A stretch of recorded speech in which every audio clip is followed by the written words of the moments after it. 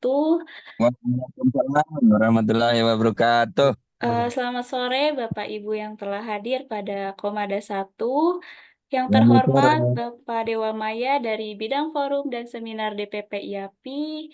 Yang kami hormati Bapak Antonius Lambok Sihombing dari Direktorat Pengembangan Strategi dan Kebijakan Pengadaan Umum LKPP yang menjadi narasumber kita pada sore hari ini. Yang kami hormati Bapak Yang kami hormati Bapak Katri Iskandar, Digital Procurement Creative Leader yang juga dari bidang digitalisasi DPP IAPI yang akan memandu diskusi pada hari ini. Dan yang kami hormati Bapak Ibu Dewan Pembina, Dewan Pengawas, dan Dewan Etika IAPI. Yang kami hormati Bapak Ibu Dewan Pengurus Pusat Daerah dan Daerah IAPI, serta Bapak Ibu peserta Komada yang kami banggakan. Terima kasih Bapak dan Ibu telah hadir di acara Kompas Pengadaan edisi spesial pembuka tahun 2024 yang akan membahas tema menarik mengenai implementasi penggunaan kodifikasi barang jasa pada sistem PBJP. Dan agar acara hari ini dapat berjalan lancar, alangkah baiknya kita buka dengan berdoa terlebih dahulu. Berdoa menurut kepercayaan masing-masing dimulai.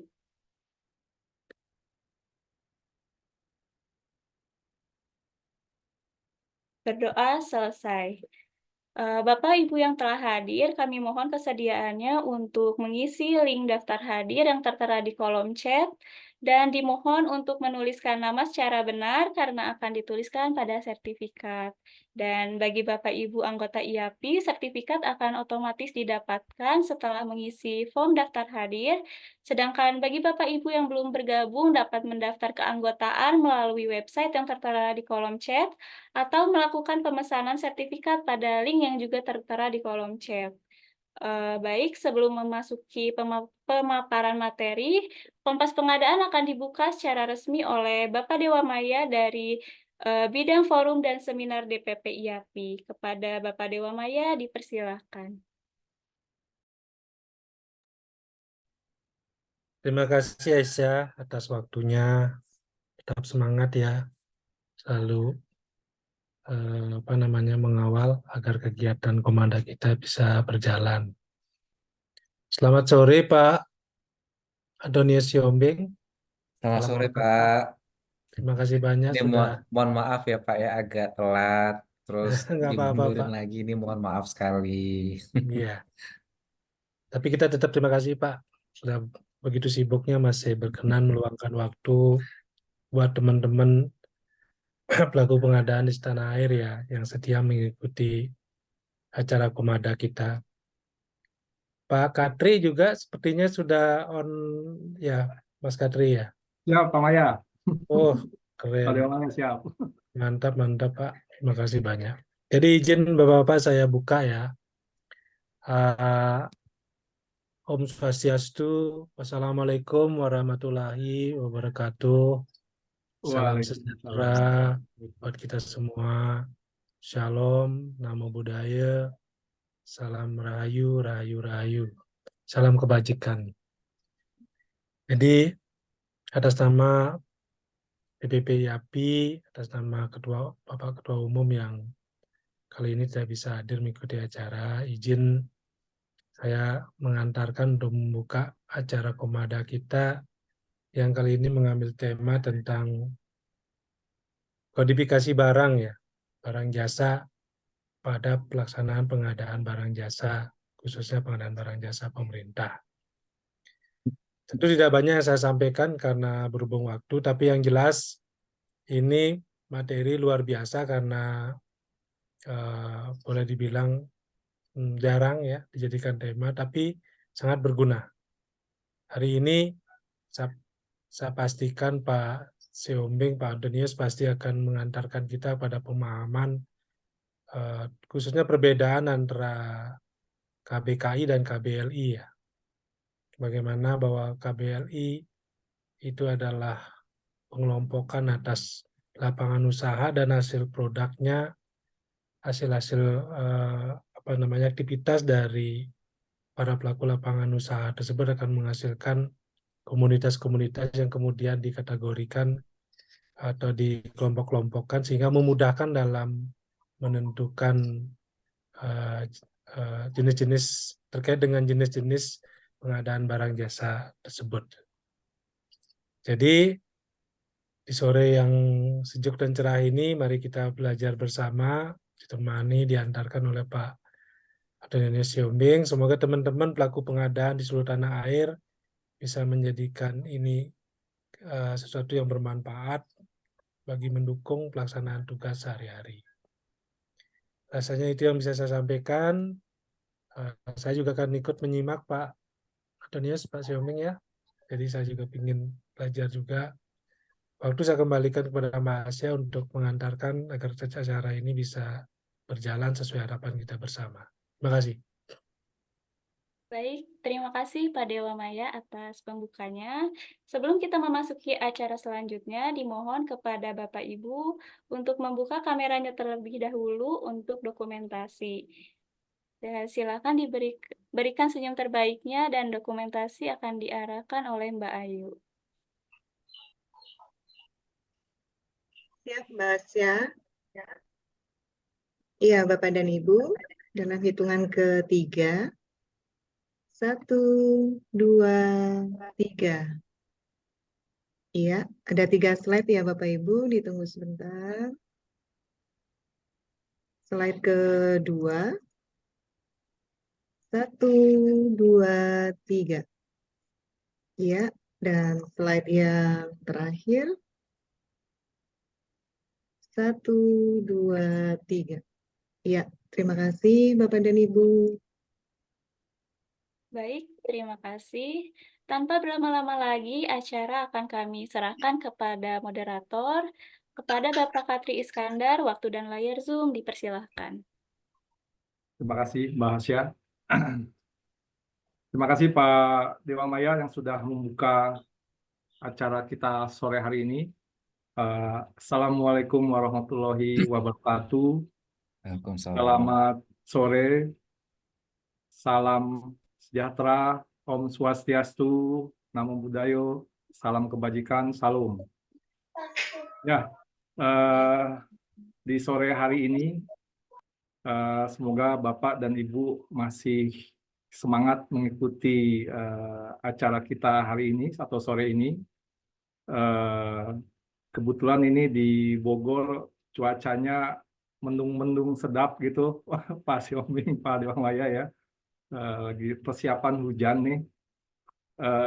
Terkait acara kita hari ini dengan tema kodifikasi barang dan jasa, khususnya di pemerintah ya, pada sistem pengadaan barang jasa pemerintah, itu amat sangat jarang dibahas gitu ya.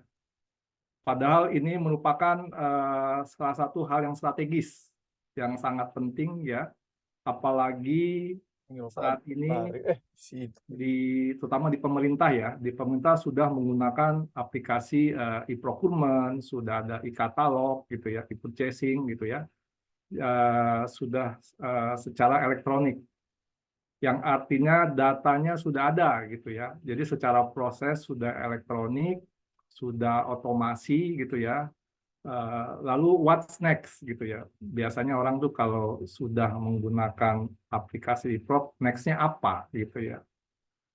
Sebenarnya ketika suatu proses sudah dilakukan secara elektronik, tahap selanjutnya itu adalah meningkatkan kegunaan dari data tersebut gitu ya. Jadi bagaimana dari data-data yang ada dapat digunakan, dapat dianalisa.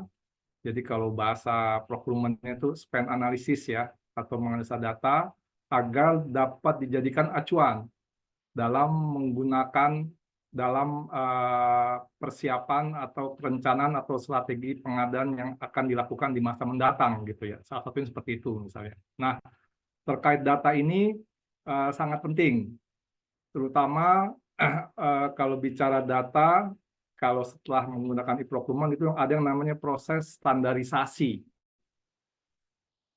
data. Nah, terkait proses pengadaan itu ada beberapa standarisasi. Ada standarisasi kategori barang dan standarisasi kodifikasi barang atau jasanya. Nah, untuk di sore hari ini acara kita spesifik akan mendiskusikan tentang kodifikasi barang dan jasa. Dan untuk acara hari ini juga kita sudah akan diberikan pencerahan ya dari orang yang sangat tepat untuk konten kita kali ini, dari Bapak, nama lengkapnya Pak Antonius Lambok Sihombing gitu Pak ya. Panggilannya Pak Sihombing Pak ya. Bukan, Sarjana. Pak. Panggilannya Al atau Oh, Pak Anton. Al. Oke, siap Pak Al. Jadi sarjana statistik dan MSc ya. Kalau saya boleh baca CV-nya sekilas, Pak Al ini lulusan Institut Statistik Pak ya, Jakarta, S1-nya. Lalu S2-nya dari Erasmus University of Rotterdam, Belanda. Mengambil jurusan Urban Management and Development Studies. Nah, itu pendidikan formal dari Pak Al. Lalu terkait pekerjaannya, Pak Al dari tahun 2011 sampai 2018 itu di BPS Provinsi Sulawesi Utara, gitu ya. Lalu dari 2018 sampai sekarang di LKPP.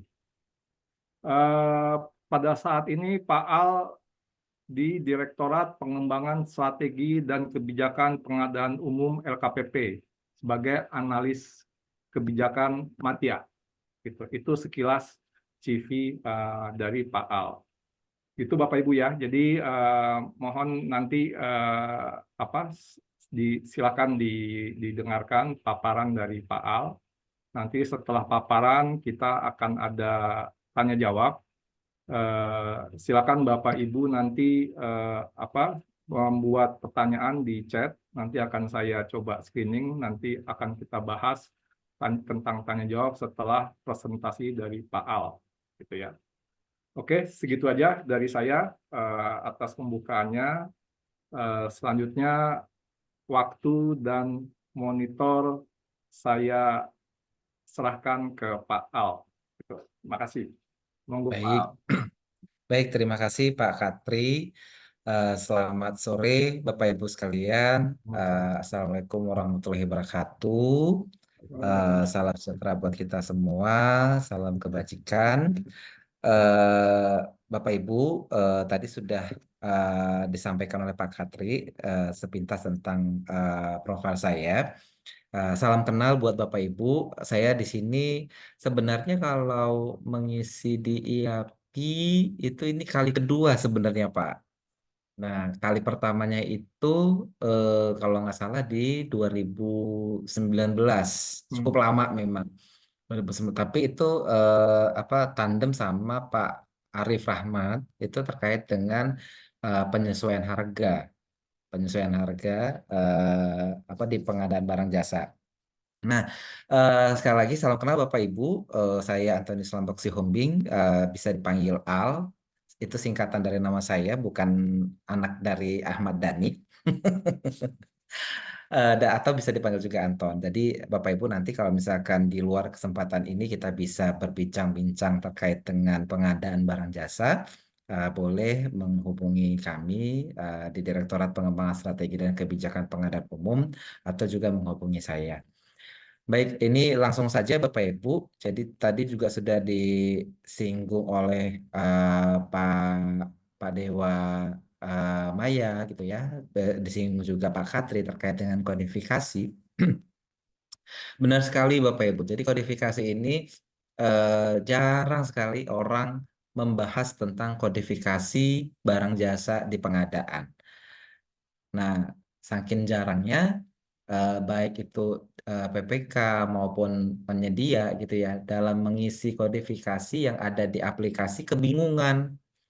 Ini mau ngisi apa? Begitu banyak pilihan-pilihan kode-kode yang ada di aplikasi, mau milih yang mana kan gitu, bingung jadinya gitu. Simple tapi itu dampaknya sangat sangat besar khususnya dalam perencanaan dan monitoring atau evaluasi di pengadaan barang jasa. Ya, nanti akan saya sampaikan tujuan dan manfaat dari kodifikasi ini, tapi poinnya di sini adalah saya ingin membawa mindset Bapak Ibu ya terkait dengan kode ya, kodifikasi. Jadi kalau bisa kurang lebih 1,5 jam atau 2 jam ini Bapak Ibu melepaskan dulu mindset aturan, proses bisnis pengadaan barang jasa. Tolong dilepaskan dulu. Kita mau membicarakan angka, membicarakan kode-kode yang ada. Jadi mudah-mudahan Bapak Ibu nggak bosen karena mostly apa yang saya sampaikan nantinya itu berkaitan dengan angka-angka semua. Mudah-mudahan nggak bosan, kita bisa berdiskusi terkait dengan itu. Baik, saya boleh minta tolong teman-teman panitia untuk melakukan asrot paparan saya. Saya takutnya ini device saya error. Ya, ini boleh di full screen.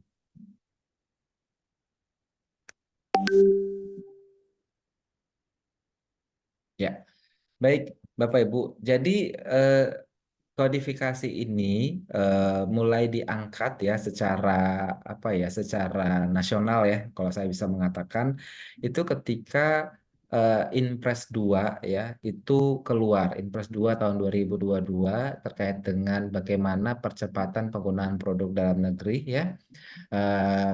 Yang melahirkan banyak tugas-tugas ya dan kolaborasi dari kementerian lembaga di tingkat pusat untuk menyelesaikan eh, percepatan penggunaan produk dalam negeri. Dan salah satunya adalah melakukan harmonisasi kodifikasi barang jasa pemerintah.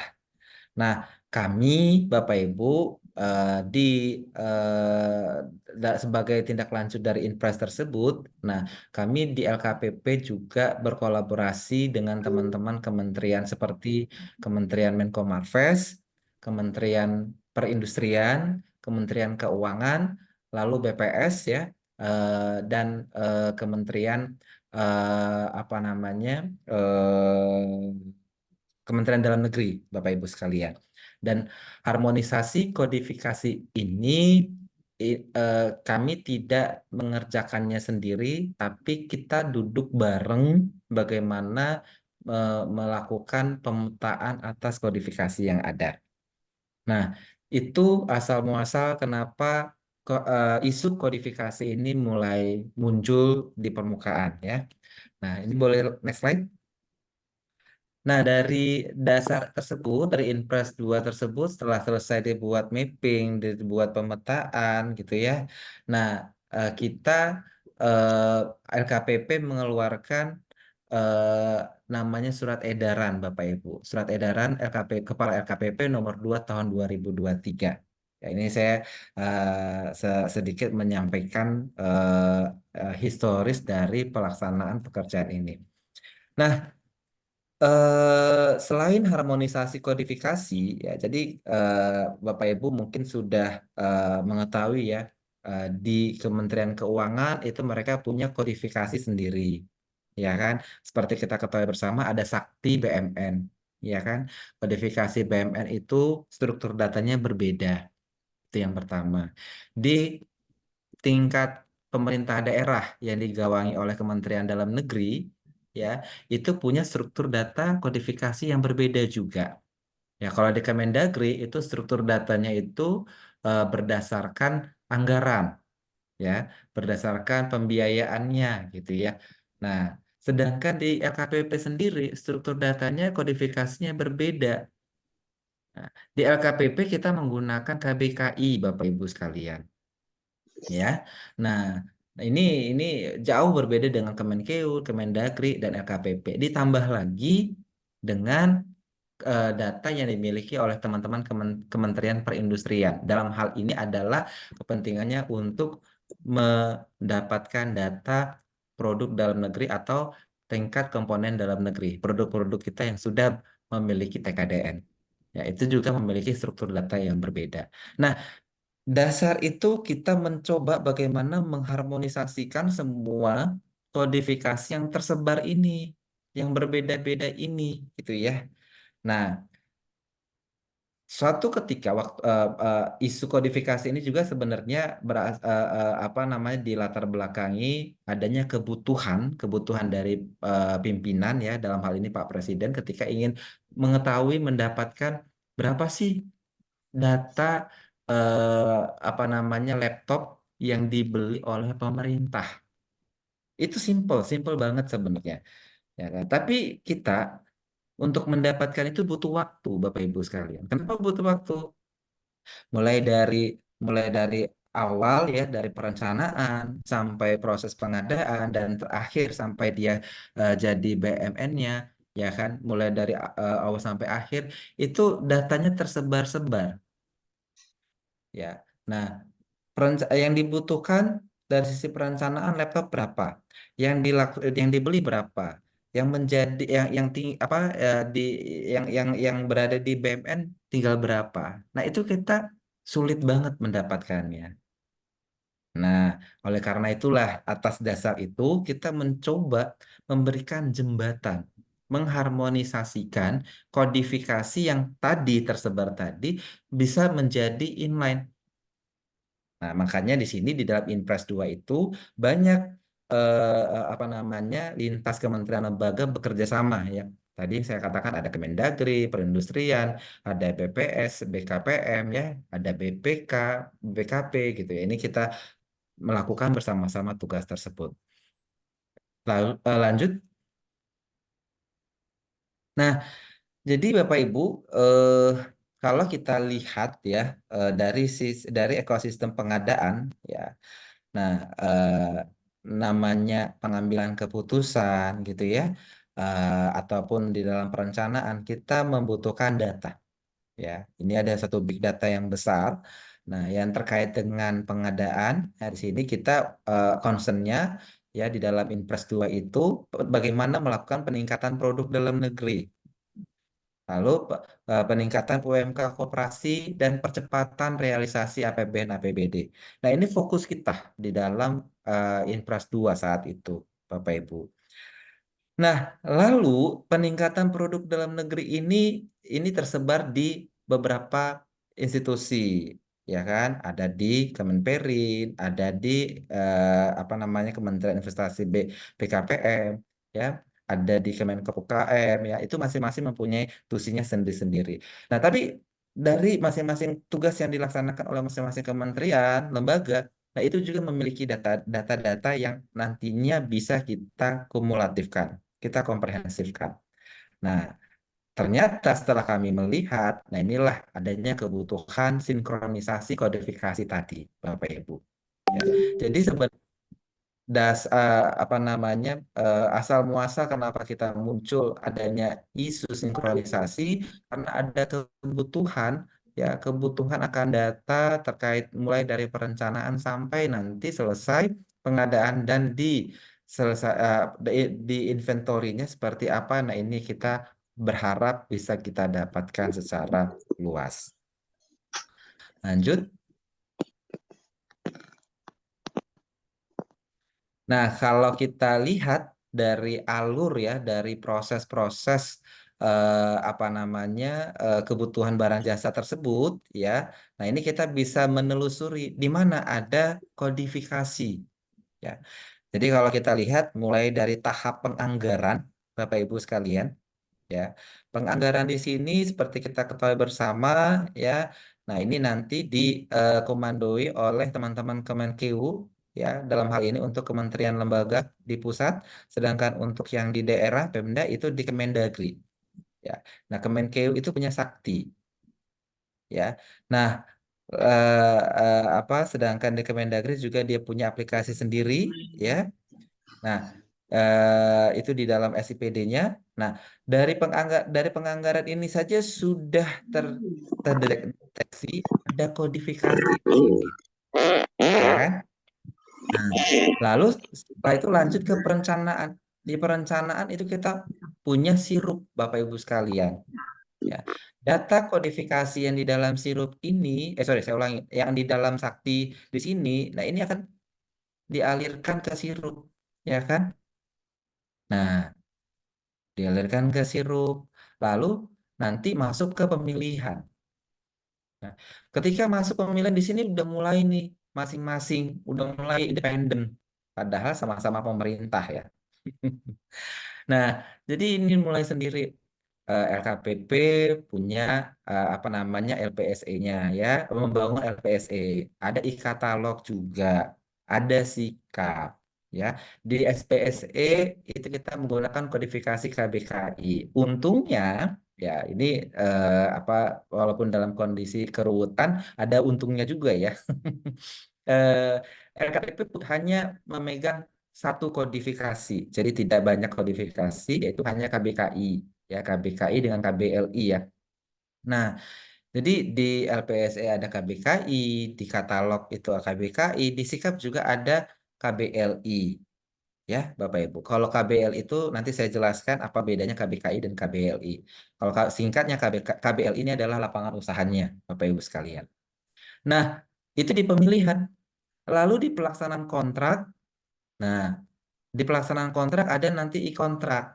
Nah, bagaimana nanti apa namanya si penyedia tersebut melaksanakan pekerjaannya, lalu memberikan kodifikasi di dalam sikap ya apa namanya si PPK-nya sampai nanti dalam tahapan diserah terima. Ya. Nah, ini juga ada kodifikasinya. Nah, lalu masuk di pembayaran. Pembayaran ini kembali ke sistem yang ada di Kemenkeu ya Bapak Ibu sekalian. Nah, dan terakhir di pelaporan aset BMN kembali lagi nih ada kodifikasi ya. Nah, ini penata usahaan BMN seperti kita ketahui juga ya banyak struktur data di dalam BMN itu sendiri.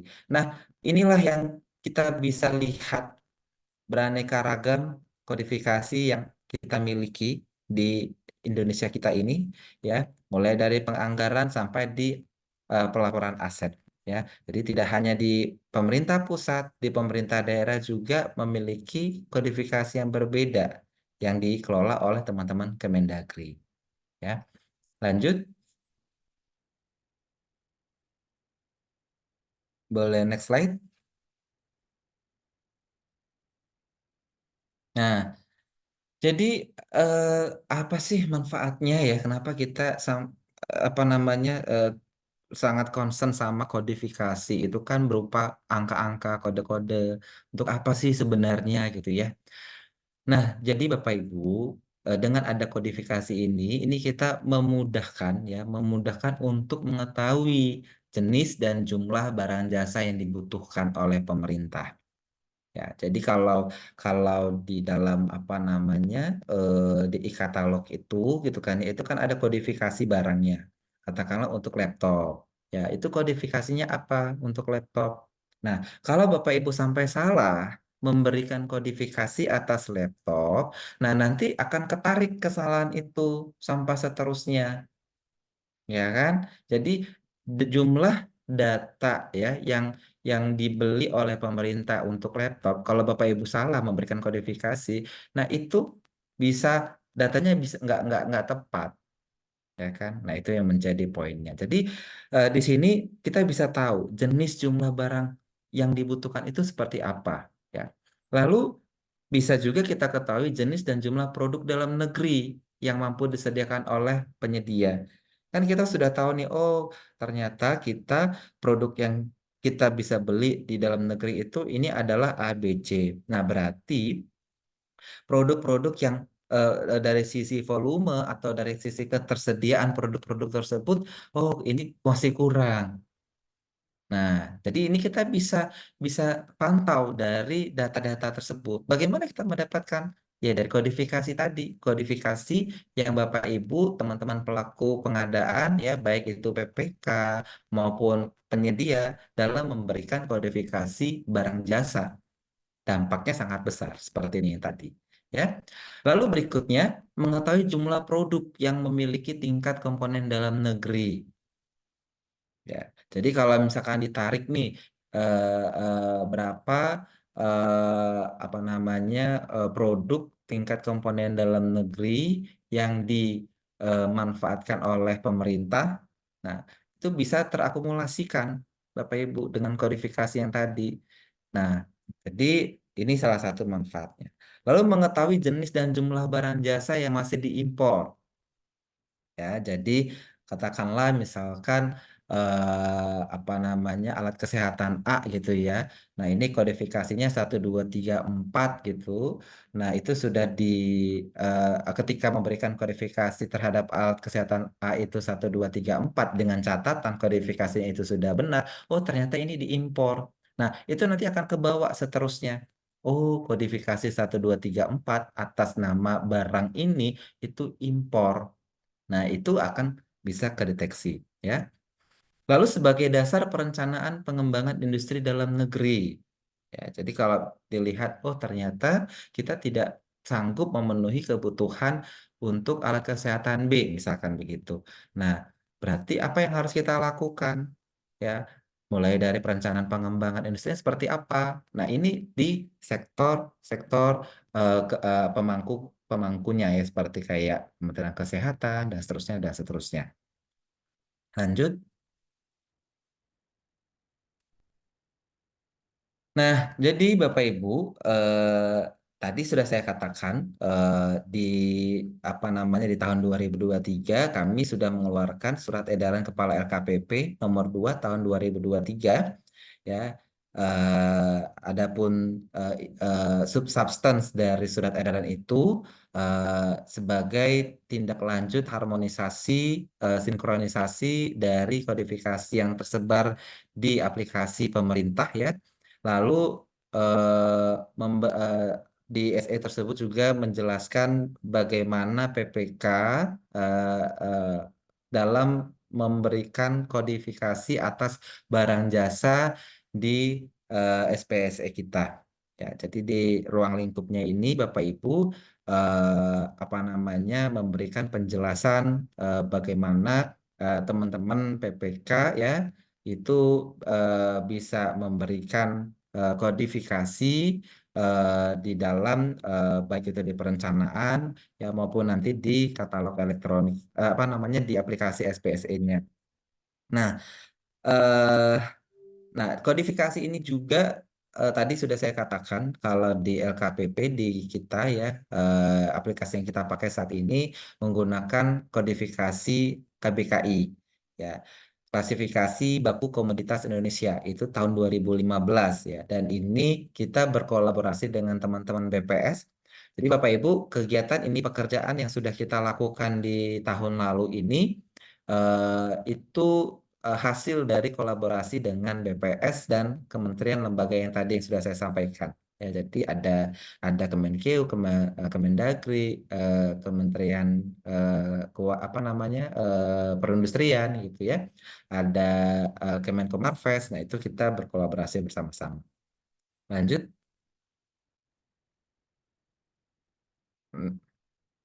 Nah, jadi bagaimana implementasinya ya Bapak Ibu tadi sudah saya sampaikan ketika kita berbicara terkait dengan sistem pengadaan kita ya sistem pengadaan secara elektronik ya di sini kita menggunakan kodifikasi itu kita pakai di Sirup ya lalu di aplikasi SPSE-nya dan di katalog elektronik ya Bapak Ibu sudah pasti apa namanya mengetahui ya bersama-sama bahwa apa yang harus kita lakukan di sirup ya bagaimana kita memberikan apa namanya mencantumkan kebutuhan-kebutuhan kita di dalam sirup dan ini kita masukkan juga kodifikasi atas barang jasa tersebut ya lalu berikutnya terkait dengan SPSE ya ini dilakukan oleh PPK ya ini terkait dengan penyusunan harga perkiraan sendiri ya untuk HPS ya di tahap persiapan ya. Lalu di SPSE juga dalam tahap pencatatan untuk data realisasi kontrak. Nah, itu juga membutuhkan kodifikasi ya. Nah, apalagi di e-katalog ya, di katalog elektronik itu si pelaku usaha itu diminta untuk mengisikan informasi produk ya, produk yang akan tayang ya di dalam katalognya dan salah satu informasi yang diminta adalah KBKI-nya ya Bapak Ibu sekalian. Jadi ini implementasi kodifikasi yang sudah kita terapkan di dalam aplikasi SPSE kita. Ya. Nah, lanjut.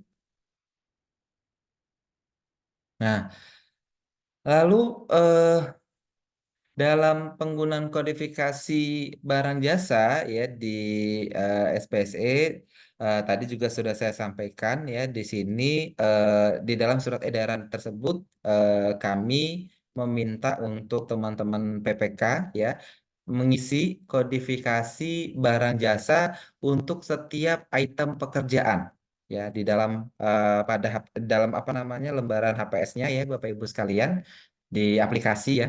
Nah, tapi kalau misalkan ternyata eh, adanya kebutuhan lebih dari 10 item gitu ya. Nah, ini kami hanya minta 10 saja.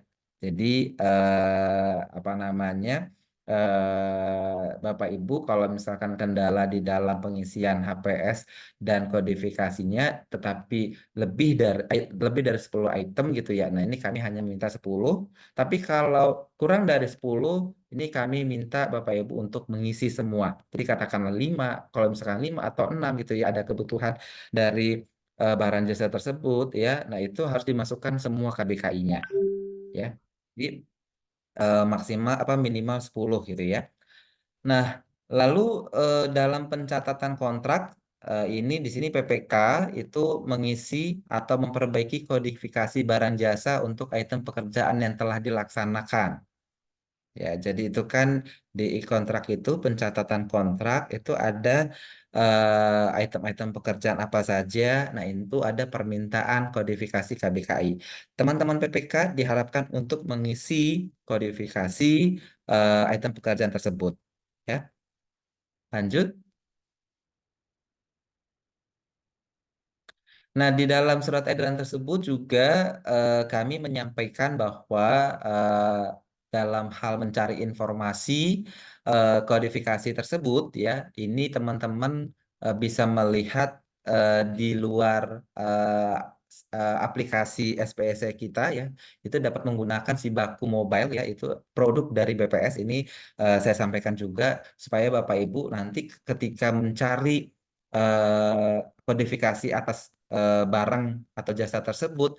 Nah, lebih lengkap atau lebih komplit dari sisi inventarisasinya teman-teman bisa melihat dari si Baku Mobile-nya.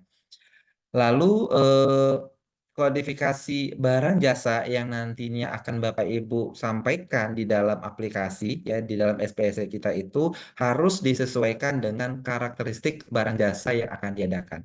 Ya, nanti saya sampaikan penjelasan terkait dengan KBKI kodifikasi yang kita pakai nanti setelah selesai slide ini atau di PPT berikutnya. Nah, ketika Bapak Ibu ya punya tidak menemukan kodifikasi yang sesuai dengan karakteristik barang jasa tadi gitu ya. Nah, ini opsinya adalah Bapak Ibu dapat mengambil kodifikasi yang mendekati karakteristik barang jasa tersebut. Ya, jadi misalkan Bapak Ibu ingin mengisi kodifikasi untuk laptop gitu ya. Nah, ternyata di dalam inventaris kodifikasi yang ada itu laptop nggak ada, nama laptop itu nggak ada, misalkan seperti itu. Nah, Bapak Ibu bisa mencari atau menggunakan kodifikasi untuk barang yang mendekati laptop, misalkan perangkat elektronik yang digunakan untuk kegiatan atau aktivitas kantor misalkan untuk kegiatan ketik mengetik misalkan gitu. Ini misalkan contoh ya. Nah, itu ada kodifikasinya. Katakanlah kodifikasinya XYZ gitu ya. Nah, Bapak Ibu udah ngetik nih laptop tidak ada, tapi ternyata adanya tadi perangkat elektronik yang digunakan sebagai ketik mengetik misalkan gitu ya. Nah, itu XYZ. Bapak Ibu bisa memasukkan XYZ untuk kodifikasinya karena tadi laptop sudah dicari-cari ternyata nggak nemu gitu ya. Nah, itu. Jadi ada dua alternatif. Yang pertama adalah Bapak Ibu harus mencari kodifikasi yang sesuai dengan karakteristik barang tersebut. Ya, kalau Bapak Ibu butuh laptop, memasukkan kodifikasi laptop, carilah laptop. Kalau tidak ada laptop gitu ya, lihat karakteristik apa yang tersedia di situ yang mendekati dari laptop, ya. Nah, lalu yang terakhir di sini kodifikasi barang jasa ini digunakan apa namanya di aplikasi SPSE dan terus akan berkembang, Bapak Ibu. Berkembang di sini adalah dari sisi kebutuhan barang jasa yang beraneka ragam, ya. Katakanlah misalkan di dalam kodifikasi ini hanya total barang yang digunakan di dalam aplikasi pengadaan, katakanlah misalkan 100 barang misalkan gitu ya. Nah, ini bisa akan meningkat Bapak Ibu. Tahun depan bisa saja 110, 120 gitu ya. Nah, jadi dengan kata lain, Bapak Ibu ketika punya barang kebutuhan barang dan ternyata barang tersebut tidak ada padanan kodifikasinya di dalam list kode tersebut gitu ya. Nah, bisa saja nanti kodifikasi kebutuhan Bapak Ibu di tahun depan itu sudah ada. Jadi berdasarkan informasi dari teman-teman BPS gitu ya, apa namanya list atau inventaris seluruh kodifikasi barang jasa yang ada di Indonesia itu ya di kita itu selalu dinamis, selalu berubah-ubah dan bertambah sesuai dengan variasi atau keragaman kebutuhan yang benar-benar dimanfaatkan oleh kita di domestik Bapak Ibu sekalian. Next slide. Nah, yang terakhir Bapak Ibu ini ekspektasinya adalah bagaimana kita bisa mengimplementasikan kodifikasi ini dengan baik ya. Kami apa namanya sudah berkoordinasi dengan teman-teman Direktorat Pengembangan Sistem ya dan Pasar Digital agar harmonisasi kodifikasi yang sudah kami lakukan ya dengan teman-teman Kemendagri, dengan teman-teman Kemenperin, dan kodifikasi yang ada di LKPP, itu sudah bisa diimplementasikan di tahun ini, tahun 2024. Jadi Bapak Ibu, ketika Bapak Ibu nanti memasukkan kodifikasi KBKI untuk laptop misalkan ya, nah nanti di API-nya itu teman-teman sudah bisa apa namanya kodifikasi tersebut sudah ada jembatannya terhadap kodifikasi yang di Kemendagri. Jadi sudah tersinkronisasikan, sudah terharmonisasikan. Jadi once adanya kebutuhan data laptop yang dibeli oleh baik pemerintah pusat maupun pemerintah daerah gitu kan ya, totalnya dari mulai perencanaan sampai nanti ya di BMN, nah ini bisa terakomodir dalam korespondensi atau harmonisasi ini. Di tahun 2024 itu di API-nya kita sudah menyediakan harmonisasi saat ini untuk KBKI dan SIPD ya Bapak Ibu. Jadi itu sudah ada, tinggal nanti kita manfaatkan. Begitu, ini next slide. Masih ada next slide berikutnya. Ya, setelah ini Bapak Ibu saya mau pindah slide. Saya ingin menjelaskan apa sih itu KBKI gitu ya. Ini mungkin bisa apa teman-teman panitia bisa memunculkan untuk PPT berikutnya. Jadi ketepatan ya Bapak Ibu, ini sedikit cerita ya. Ini sebelum saya di LKPP, saya di BPS tadi juga Pak Katri juga sudah menyampaikan ya. Saya dari BPS itu mulai 2004 ya, mulai dari saya CPNS ya, sampai dengan 2017 ya. Dan kami sangat banyak menggunakan kodifikasi KBKI karena ini kita gunakan dalam menghitung berapa output atau nilai tambah yang dihasilkan oleh masing-masing sektor ekonomi berdasarkan kodifikasi KBKI dan KBRI, Bapak Ibu. Nah, jadi ini saya ingin menjelaskan supaya kita punya gambaran apa itu KBKI ya.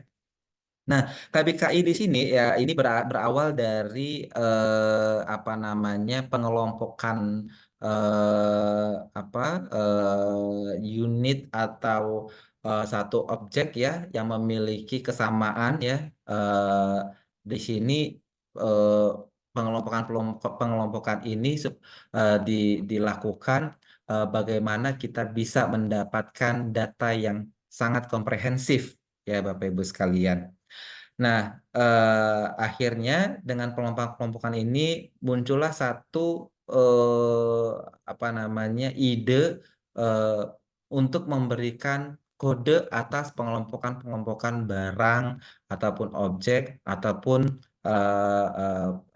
peristiwa saat itu. Ini kronologisnya.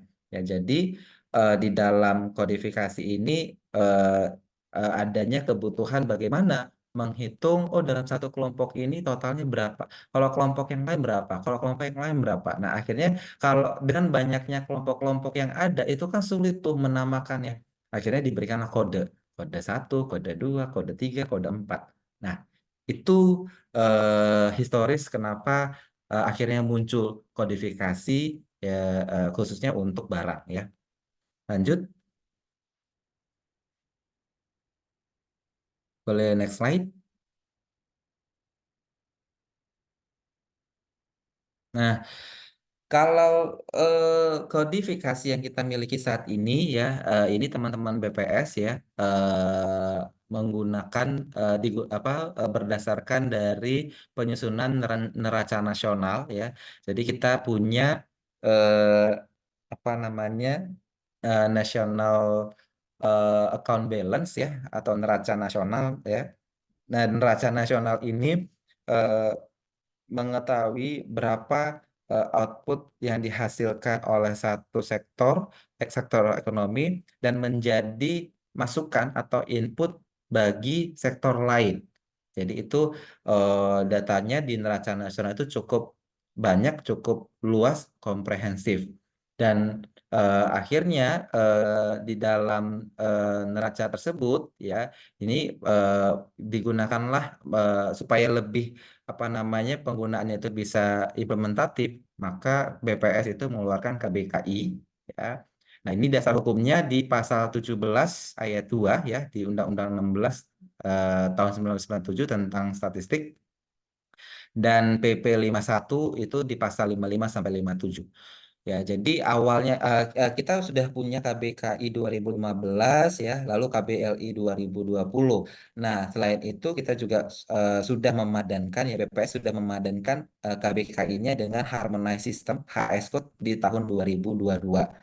Jadi ini kondisi KBKI yang kita miliki, ya Indonesia miliki, serta dengan padanan-padanan dengan kodifikasi lainnya. Seperti ada KOIKOP, ada KOFOK, ada COPP gitu ya. Nah ini baru tahun 1999. Lanjut.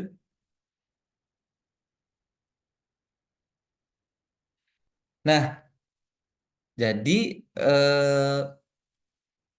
definisi dari tadi sudah KBKI ya, bagaimana kita mengkategorikan, mengkodifikasikan, tapi di sini saya ingin menyampaikan terkait dengan KBLI. Ya, nah klasifikasi baku lapangan usaha Indonesia ya, eh, ini didasarkan bagaimana kita melihat satu lapangan usaha itu berdasarkan aktivitas ekonominya, Bapak Ibu sekalian. Ya, jadi eh, satu kegiatan ekonomi yang memiliki kesamaan itu dikelompokkan menjadi satu. Katakanlah saat ini kita punya KBLI untuk sektor pertanian. Nah, sektor pertanian itu adalah kumpulan ya kegiatan-kegiatan ekonomi yang memiliki karakteristik terkait dengan pertanian. Nah, itu kita kelompokkan satu sektor pertama. Lalu sektor kedua itu pertambangan penggalian. Ya, nah itu kumpulan dari kegiatan-kegiatan aktivitas ekonomi yang memiliki kesamaan terkait dengan usaha penggalian atau pertambangan dan seterusnya untuk sektor-sektor yang lain. Ya, nah lalu KBL ini juga mencirikan aktivitas ekonomi mulai dari input, proses produksi sampai outputnya. Jadi bagaimana apa namanya proses kegiatan ekonomi itu ya di satu sektor dari input, proses dan outputnya itu memiliki karakteristik yang sama. Lalu yang berikutnya apa namanya KBL itu dia isinya harus homogen. Ya, jadi seperti tadi saya katakan dia memiliki karakteristik yang sama. Tidak boleh ya satu kelompok ini ada karakter yang berbeda. Jadi katakanlah misalnya pertanian. Ini pertanian ini ternyata nyempil dia masuk untuk usaha penggalian di dalam sektor pertanian. Nah, itu nggak bisa. Jadi dia harus memiliki karakteristik yang sama. Ya. Oke, lanjut next slide. Nah, jadi kalau kita lihat struktur datanya, Bapak Ibu sekalian, jadi kalau teman-teman melihat di aplikasi ya, mungkin selama ini belum terinfokan nih, apa sih arti C ya, eh, apa namanya digit pertama atau huruf pertama di dalam kodifikasi tersebut. Kalau saat ini masih bingung, nah ini kita dengarkan bersama-sama ya Bapak Ibu ya. Nah, jadi yang pertama di sini untuk struktur kode KBLI di sini yang pertama ada huruf ya. Nah, huruf ini apa? Huruf ini menandakan sektor ya. Sektor ekonominya. Jadi kalau sektor ekonominya itu katakan itu A, ya, jadi itu berurut ya A, B, C gitu ya. Nah, A itu sektor pertanian gitu ya. B itu sektor apa pertambangan penggalian. C itu industri pengolahan dan seterusnya sampai sektor yang terakhir ya. Nah, lalu di digit kedua ya, di urutan yang kedua di sini, nah ini dan kedua dan ketiga ya, ini menyebutkan golongan ya, golongan pokok. Jadi kalau teman-teman melihat di apa namanya kalau nanti melihat satu KBLI gitu ya, itu ada golongan 2 digit itu satu-satu itu nanti dijelaskan oh ini masuk di industri minum, 1 2 oh itu dia masuk industri apa gitu. Jadi golongan dari kegiatan ekonomi yang dimaksud. Nah itu termasuk golongan apa gitu ya. Nah, lalu masuk di digit ketiga. Itu nambah di sini ini menjelaskan dia industrinya industri minuman apa gitu ya. Nanti apa namanya apakah di 3 dan 4 di 3 dan 4 ini ada industri minuman ringan ya atau industri minuman seperti apa. Ya, itu menjelaskan digit berikutnya. Dan digit kelima ini juga lebih detail ya. Jadi industri minuman ringan yang dibuat secara apa namanya katakanlah misalkan olahan rumah tangga ya dan seterusnya itu akan disampaikan di dalam inventarisir kodifikasi tersebut ya. Nah, jadi mulai dari huruf pertama sampai nanti yang terakhir ya, ini makin lama makin detail penjelasan terhadap lapangan usaha atau kegiatan ekonomi tersebut, Bapak Ibu. Ya, makin lama makin detail.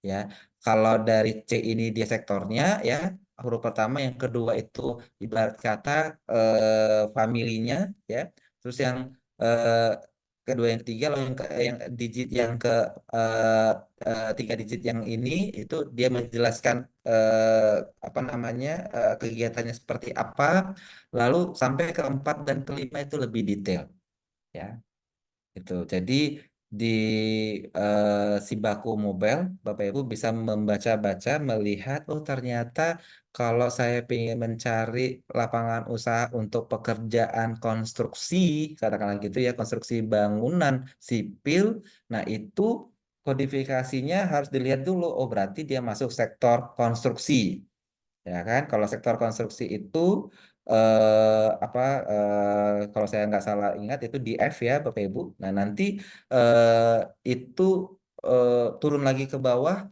ya masuk ke keluarganya untuk pekerjaan konstruksi bangunan lalu turun lagi. Nah ini sampai detail-detail itu ada di inventarisir kodifikasinya. Next slide.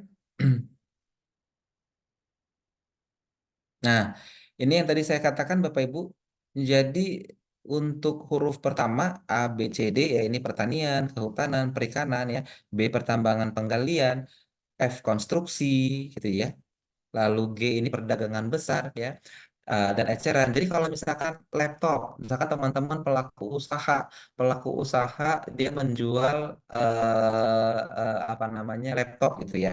Nah itu masuk mana? Masuk G. Kenapa G? Ya karena ini G itu khusus kelompok perdagangan, baik itu perdagangan besar maupun perdagangan eceran, gitu ya. Nah, tapi kalau misalkan apa namanya eh, kalau Bapak Ibu untuk masuk di eh, apa makan minum gitu ya, makan minum itu masuk mana gitu. Nah, ini bisa dilihat kalau makan minumnya itu hanya dijual tanpa melakukan proses pengolahan, nah itu masuk di perdagangan. Tapi kalau misalkan makan minumnya itu dibuat sendiri dengan apa namanya peralatan sendiri, nah itu bisa masuk di industri pengolahan. Nah, beda. Jadi makanya harus hati-hati Bapak Ibu. Inilah knowledge seperti ini pembeda antara A, B, C dan seterusnya ini perlu ini penting gitu supaya nanti oh ternyata sektor saya itu masuknya di sini gitu ya. Oke. Walaupun sebenarnya nanti di dalam NIB itu kan untuk pelaku usaha udah langsung bisa apa namanya diakomodir oleh teman-teman apa namanya apa pengelola sistemnya ya bahwa oh ini masuknya harusnya masuk sektor pengolahan atau sektor perdagangan. Jadi teman-teman di pelaku usaha udah langsung dapat oh saya berada di sektor mana. Oke, lanjut. Boleh next slide. Nah, ini sudah saya jelaskan juga tadi ya kebutuhan-kebutuhan data-data kodifikasi yang sudah kita gunakan di aplikasi pengadaan kita. Nah, tadi juga kalau nggak salah Pak Katrin menyampaikan salah satu kegunaannya adalah kita bisa melakukan spending analysis ya. Jadi untuk monitoring evaluasi kita terkait dengan pengadaan ini juga kita sangat kita gunakan dalam kodifikasi barang jasa. Lanjut.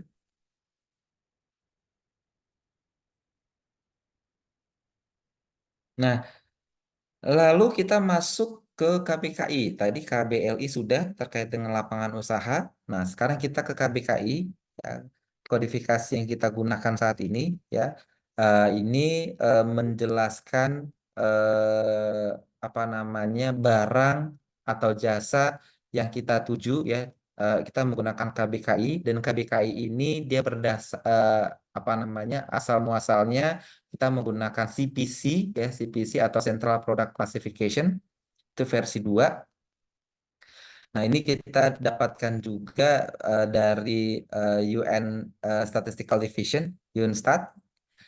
Lalu ini dikembangkan di BPS ya. Waktu itu saya juga masih di BPS ini ya di tahun 2015 ya. Ini kami terus melakukan apa waktu itu kita mengembangkan untuk KBKI di versi tahun 2015. Lanjut.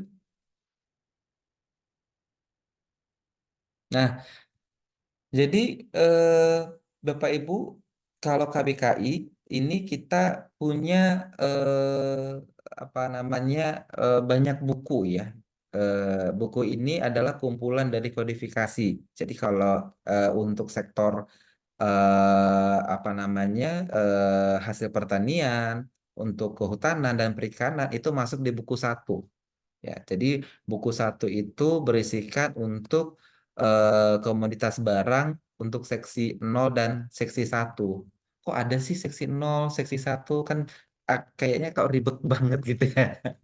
Nah, inilah Bapak Ibu bagaimana kita ya barang jasa yang banyak itu kita berikan label dengan menggunakan kode kodifikasi ya. Kodifikasi itu mulai dari angka digit awal yaitu 0 ya 0, 1, 2 dan seterusnya.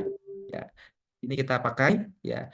Nah, kembali lagi ke buku yang ada tadi buku 1 2 3 4 5. Jadi buku 1 itu untuk seksi 0 dan seksi 1. Seksi 0 itu diperuntukkan untuk komoditas pertanian, kehutanan, perikanan. Lalu seksi 1 itu untuk komoditas biji besi dan mineral, listrik dan gas air. Ya, itu untuk buku 1. Jadi buku 1 itu isinya seksi 0 dan seksi 1. Buku 2 itu isinya untuk seksi 2. Seksi 2 itu apa? Untuk komoditas pada produk makanan, minuman, tembakau, tekstil, pakaian, dan produk kulit. Lalu buku 3 itu untuk seksi 3 ya, untuk barang yang dapat diangkut kecuali produk logam, mesin, dan perlengkapan. Ya. Lalu buku 4 ini untuk seksi 4 produk logam, mesin, dan perlengkapan. Sedangkan buku 5 ini untuk seksi 5 ya, ini untuk jasa ya. Jadi seksi 5 sampai dengan 9 itu diperuntukkan khusus untuk jasa. Nah, jadi Bapak Ibu kalau misalkan ingin mengisi di katalog gitu kan, ini saya kodifikasi KBKI-nya ini menggunakan buku apa? Buku berapa? Apakah buku 1, 2, 3, 4? Nah, ini disesuaikan dengan karakteristik barang yang Bapak Ibu akan tayangkan gitu di katalog gitu. Nah, katakanlah misalkan barang itu mesin dan peralatan gitu ya. Nah, itu apa namanya dilihat, oh buku 1 masuk nggak? Buku 1 kan dia untuk pertanian, listrik, gas air. Buku 2 enggak, buku 3 enggak. Oh, ini buku keempat, yaitu produk logam, mesin, dan perlengkapan. Ya, jadi ini dilihat Bapak Ibu disesuaikan dengan karakteristik barang atau jasa yang Bapak Ibu miliki. Lalu larilah ke buku 1, 2, 3, 4, atau 5 sesuai dari barang atau jasa Bapak Ibu tadi. Ya, lanjut. Nah, ini saya ambil contoh Bapak Ibu. Ya, ini ada banyak kan kodenya. Ada ada berapa digit nih? Ada 5, 7, 10 ya. 10 digit ya. Nah, ini saya ambil contoh untuk printer copier ya. Nah, ini printer copier ini mencetak dengan proses inkjet berwarna. Nah, jadi di sini di digit yang pertama angka 4. Nah, angka 4 ini artinya apa? Ingat, berarti kalau angka 4 tadi yang sebelumnya itu masuk di seksi mana? Ya kan? Nah, lalu 2 digit berikutnya ya ini divisi, masuk di divisinya. Divisi apa dia? Ya. Lalu 3 digit berikutnya ini masuk ke kelompok. Lalu 4 digit berikutnya masuk di kelas. Jadi dari apa namanya 66 ini masuk masuk di kelas, lalu masuk di 5 digit itu subkelasnya sampai 01. Nah, lalu masuk sampai di komoditasnya di 10 digit. Jadi Bapak Ibu semakin banyak angkanya, semakin banyak kodifikasinya ini ya, eh, itu menunjukkan bahwa data tersebut lebih detail ya. Kalau ini kita menyampaikan 10 digit berarti specifically untuk printer copier mencetak dengan proses inkjet berwarna. Apakah kodifikasi ini 452660101 digunakan oleh barang lainnya? Tidak. Pasti tidak Bapak Ibu. Ini kodifikasi ini 452660101 itu hanya untuk printer copier mencetak dengan proses inkjet berwarna. Kalau di sini, kalau nanti ada 452660102, nah itu berarti ada printer copier mencetak dengan proses inkjet yang lain, misalkan seperti itu. Ya, jadi 10 digit ini sudah spesifik, sudah detail untuk barang yang bersangkutan. Ya. Nah, kalau teman-teman kalau apa namanya di peraturan LKPP kan kita menyampaikan batasan nih penyampaian kodifikasinya sampai pada level apa kan gitu ya. Apakah sampai divisi atau kelompok gitu. Nah, berarti Bapak Ibu sudah tahu nih, oh saya nanti harus menyampaikan sampai dengan apa namanya 4 digit pertama misalkan seperti itu. Oh, saya harus menyampaikan 3 digit atau 2 digit pertama gitu. Nah, itu yang Bapak Ibu bisa pahami. ya. Jadi di sini ada masing-masing struktur datanya mulai dari seksi, divisi, kelompok, kelas, subkelas, kelompok komoditas dan komoditas itu sendiri. Ya, jadi Bapak Ibu kalau ingin melihat berapa sih kodifikasi barang saya secara detail, nah berarti Bapak Ibu harus mencari 10 digit. Ya, bagaimana caranya? Pertama, lihat dulu barang Bapak Ibu itu masuk di seksi mana. Ya, seksi yang saya sampaikan di sini adalah yang tadi, buku tadi. Kan ada buku 1, seksi 01, seksi 23, seksi 45. Nah, itu yang tadi itu yang sudah saya sampaikan. Lalu nanti ketika Bapak Ibu sudah buka bukunya, buku 1, buku 2, buku 3, buku 4, buku 5. Nah, di situ ada jelas tuh. Oh, ini ada divisi ini, ada kelompok ini, ada kelas ini, subkelasnya, kelompok komoditas sampai di komoditasnya.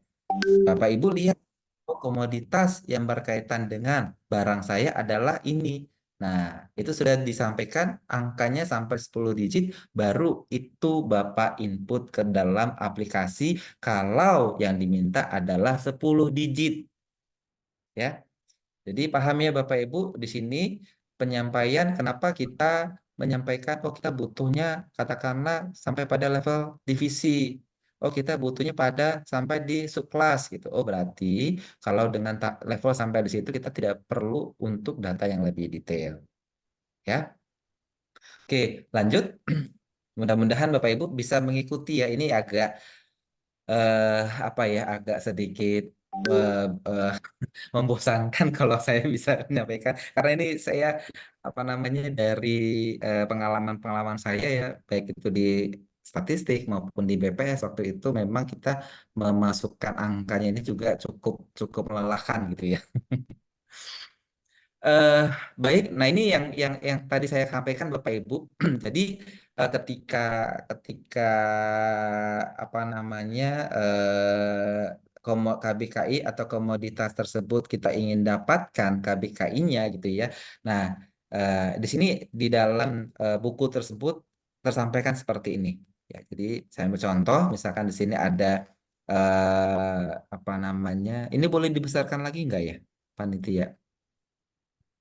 Biar kelihatan. Susah ya. Ya, jadi kalau teman-teman bisa lihat ya, mudah-mudahan bisa kelihatan di sini. eh, Kalau saya misalkan mengambil filling kabinet ya, untuk filling kabinet. Nah, barang saya itu adalah filling kabinet. Nah, itu saya mengambil digit apa kodifikasinya berapa gitu ya. Nah, berarti saya lari nih ke seksi 4. Nah, seksi 4 itu masuk di buku berapa tadi? Seksi 4 itu ada di buku tadi bisa balik nggak kita? Ada di buku saya juga udah lupa nih. eh Bentar ya. Nah, seksi 4 itu ada di buku 4 Bapak Ibu sekalian ya. Seksi 01 ada di buku 1, seksi 2 itu ada di buku 2, seksi 3 ada di buku 3, seksi 4 ada di buku 4 ya. Jadi kalau kita kembali ke tadi Mbak Panitia ke contoh yang filling kabinet tadi, yang filling kabinet. Nah, ini kan tadi ya buku 1, buku 2 ya. Filling kabinet tadi.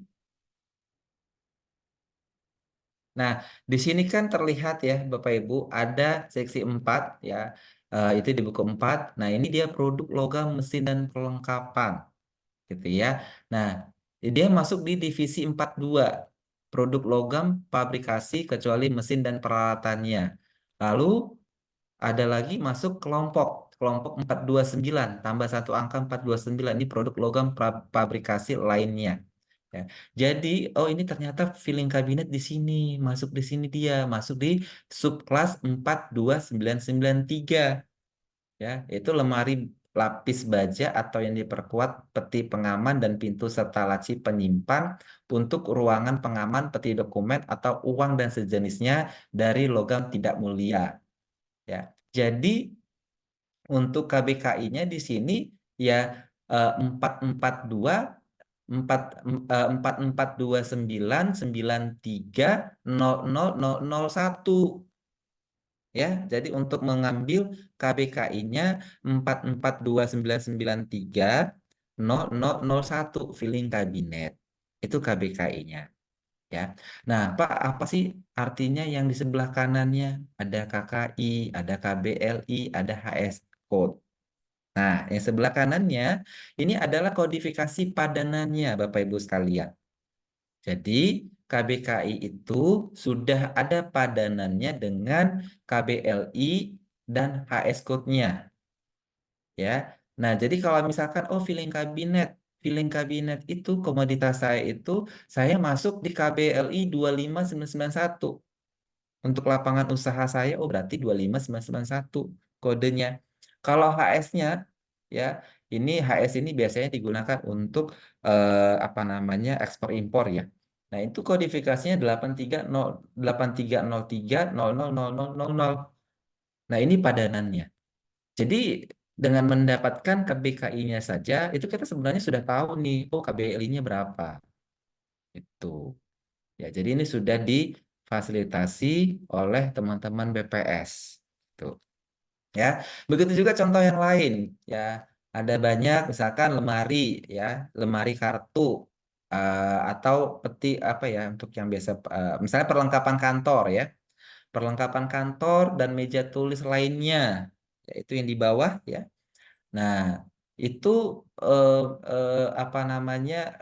Kalau ternyata barang kita itu tidak ada yang di dalam list ini gitu ya. Nanti kita bisa masukkan ke lainnya, perlengkapan kantor dan meja tulis lainnya. Tuh ya. Jadi kodifikasinya bisa 442994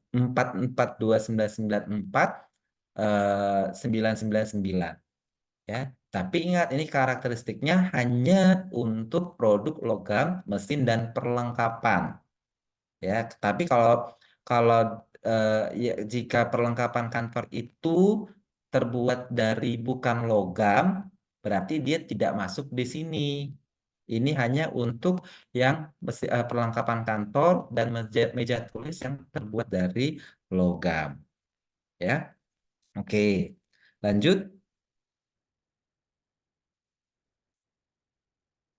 Nah, ini juga contohnya ya apa untuk jasa konstruksi ya. Nah, jasa konstruksi untuk pekerjaan teknik sipil. Ini juga ada. Jadi teman-teman kalau misalnya pengen lihat, oh ini pekerjaan saya ini kodenya apa? Nah, Bapak Ibu bisa lihat untuk katakanlah untuk jasa konstruksi umum pekerjaan teknik sipil lainnya. Ya, di sini ada subkelasnya, ada jasa konstruksi kalau dia cuma perbaikan, perubahan atau pemulihan gitu ya. Nah, ini ada kodifikasinya ya. Jadi sudah disediakan. Lanjut. Next slide. Ya. Jadi ketika tadi sudah saya katakan ya, ketika kita melihat KBKI, oh ternyata kita bisa dapatkan juga padanan KBLI-nya gitu ya. Nah, jadi hubungan KBKI dengan KBLI, nah kalau KBLI itu dia menyajikan pengelompokan aktivitas ekonomi ya berdasarkan lapangan usaha, lalu KBKI-nya menuju kepada komoditasnya atas aktivitas ekonomi yang ada di lapangan usaha tadi. Ya, jadi sebenarnya KBL itu adalah rumahnya, KBKI itu entitasnya, anggota yang di dalam rumah itu, yaitu barang jasa yang dilakukan pada aktivitas ekonomi di lapangan usaha tersebut. Ya, nah itu hubungan antara KBKI dan KBLI. Jadi kalau teman-teman sudah mempunyai KBKI, itu sudah bisa dipastikan harus apa ada KBLI-nya. Gitu. Lanjut. Boleh next slide. Ya ini klasifikasi KBKI hubungan antara KBKI dengan KBLI dan kodifikasi internasional ini next slide aja. Next slide. Nah, Ini juga dengan yang korespondensi HS Code ya, HS Code tadi. Nah, tadi sudah saya katakan HS Code ini digunakan untuk proses bisnis pada pencatatan barang jasa untuk ekspor impor. Makanya Bapak Ibu di dalam pemberian kodifikasi ini, ketika Bapak Ibu memberikan kodifikasi yang tepat pada barang jasa yang dibutuhkan gitu ya, ini bisa diberikan padanan HS code-nya ya. HS code ini nantinya akan mengetahui berapa import kita, berapa produk tersebut itu yang dilakukan ekspor bisa. Makanya bayangkan kalau misalkan Bapak Ibu salah memberikan kodifikasi atas barang jasa yang bersangkutan tersebut, bisa saja nanti sampai berdampak kepada data apa namanya capaian impor, bisa seperti itu gitu ya. Makanya harus hati-hati Bapak Ibu ya dalam memberikan kodifikasi ini. Lanjut.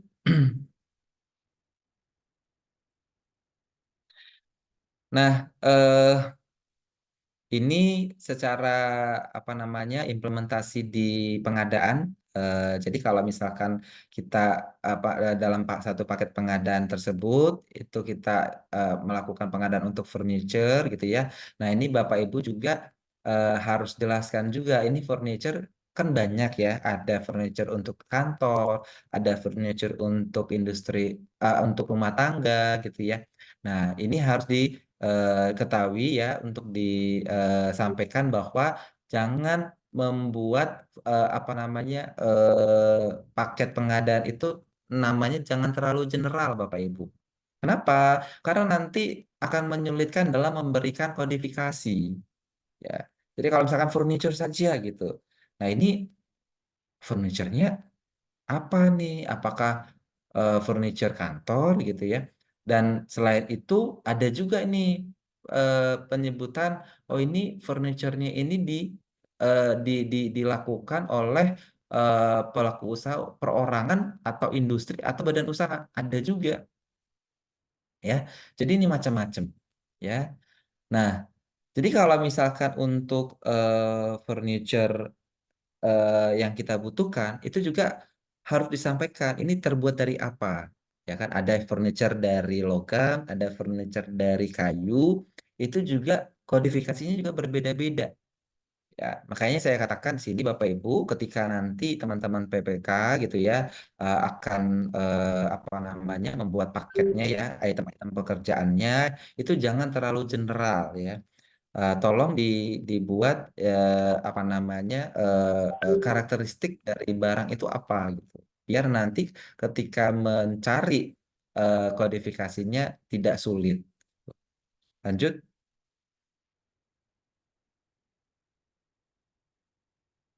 Nah, ini lagi ya, saya ambil contoh juga untuk paket pengadaan barang jasa.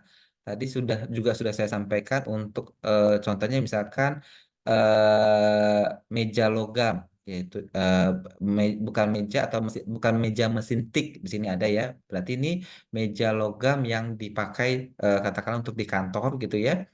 Nah, ini dia kodifikasinya 38121010001.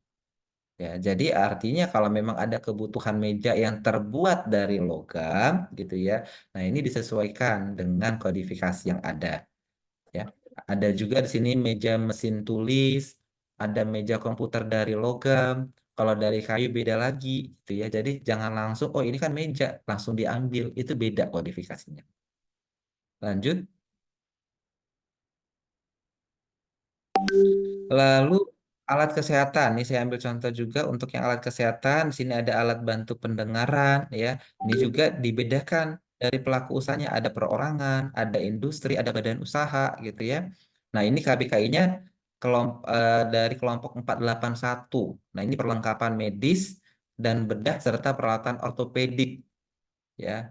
Nah, ini kita buat ya, ada KBLI 2009 dengan KBLI 2020. Makanya tadi saya katakan, kodifikasi itu sifatnya dinamis ya Bapak Ibu sekalian. Jadi bisa saja dalam 5 tahun ke depan ini berubah lagi Karena apa? Karena kebutuhan kita itu dinamis juga.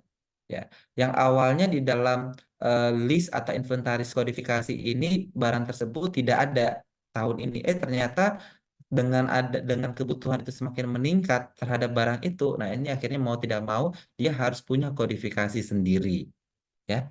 Nah, oke, lanjut.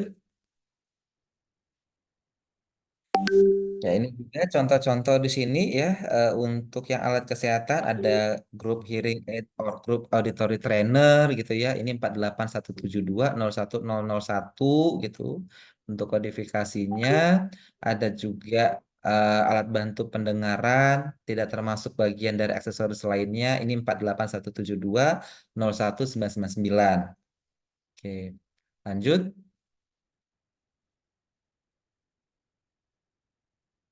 Nah, kalau untuk sewa mobil, Bapak Ibu, nah ini juga Bapak Ibu harus harus perhatikan juga kalau ternyata kebutuhan sewa mobil ya, kan saat ini ya banyak atau beberapa di kementerian lembaga itu mobil itu udah nggak dibeli ya, tapi sewa gitu ya.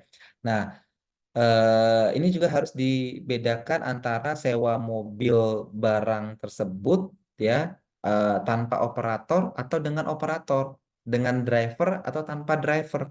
Nah, itu beda kodifikasinya Bapak Ibu. Jadi kalau persewaan kendaraan dengan operator itu KBLI-nya itu masuk di aktivitas induknya. Jadi katakanlah misalkan sewa mobil untuk kegiatan pertanian itu masuk KBRI itu masuk di sektor pertanian. Tapi kalau misalkan sewa mobil dengan driver, nah itu masuk KBLI usaha persewaan. Ya, jadi ini dibedakan ya kalau dia dengan operator atau dengan driver itu KBLI-nya itu masuk di aktivitas induknya apa, digunakannya di mana, apakah dia digunakan untuk di sektor pertambangan atau di angkutan ya transportasi, nah itu masuk di situ ya.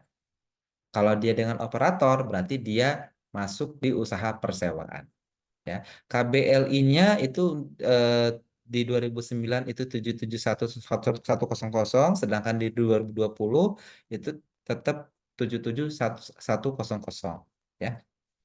Lanjut.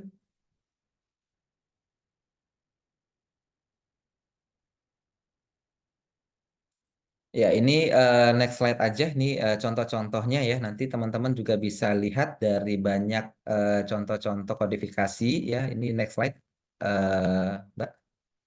Ya. Nah, ini untuk yang sewa komputer ya, Bapak Ibu. Nah, sewa komputer juga ini harus dibedakan ya, apakah dia masuk perorangan, pelaku usahanya perorangan atau badan usaha. Ya, ini kita lihat nantinya di eh, apa namanya di buku apa namanya yang masuk dia di sewanya ya, apakah dia masuk di jasa persewaan atau di eh, apa namanya di sektor induknya tadi ya.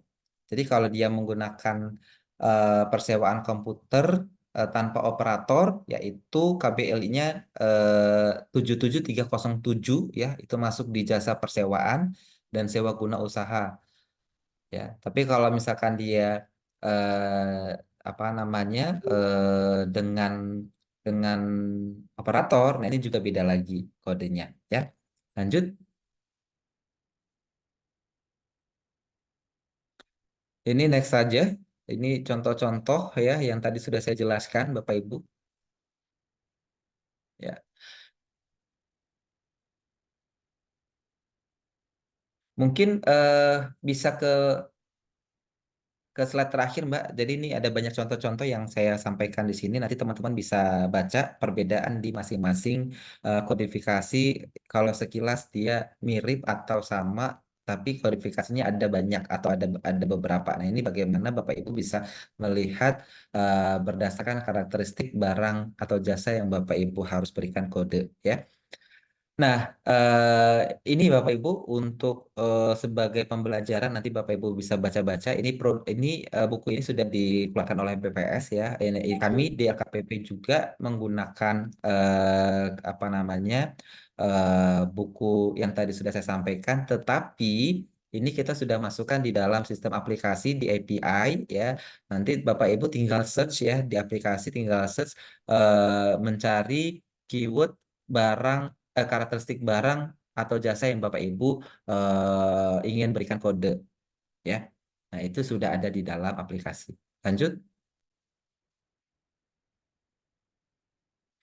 Nah, ini yang tadi saya katakan ya, ini walaupun saya di LKPP ya, ini nggak apa-apa saya sampaikan di sini Bapak Ibu ya, sebagai nanti kalau misalkan ada waktu senggang untuk baca-baca ya, supaya nanti ketika memberikan kodifikasi atas barang jasa yang ingin diberikan kode, nah ini nggak salah, Bapak Ibu bisa buka di Sibaku Mobile untuk KBLI, KBKI, dan KBJI. KBJI itu klasifikasi baku jabatan Indonesia ya, artinya apakah dia sebagai pelaku usaha atau tenaga kerja. Nah, itu namanya KBJI. Kalau KBKI tadi yang sudah saya jelaskan untuk komoditasnya, sedangkan KBLI itu untuk lapangan usahanya. Mungkin itu Pak Katri yang bisa saya sampaikan. Mudah-mudahan materi ini bisa diterima dengan baik karena ini materinya cukup ruwet ya dalam memberikan kodifikasi karena terlalu banyak angka-angka. Terima kasih, saya kembalikan ke Pak Katri. Makasih Pak Al. Wah, ini sangat mencerahkan sekali ya. Saya sebagai orang pengadaan ternyata baru sadar, oh ini toh fungsi utamanya gitu ya. Oke, Bapak Ibu, tadi baru saja Pak Al sudah mempresentasikan kodifikasi itu apa, bagaimana teknisnya, bagaimana mappingnya. Saya akan coba summary-kan ya, karena kan ini sudah sore nih, mungkin biar lebih eh, dapat lagi benang merahnya Bapak Ibu. Jadi ada beberapa hal yang tadi sudah dipaparkan oleh Pak Al dengan lengkap dan detail. Jadi yang pertama itu ada 2 keyword nih yang dari awal sampai akhir disebutkan oleh Pak Al gitu ya. KBKI dengan KBLI. Ini saya coba sederhanakan bahasanya ya.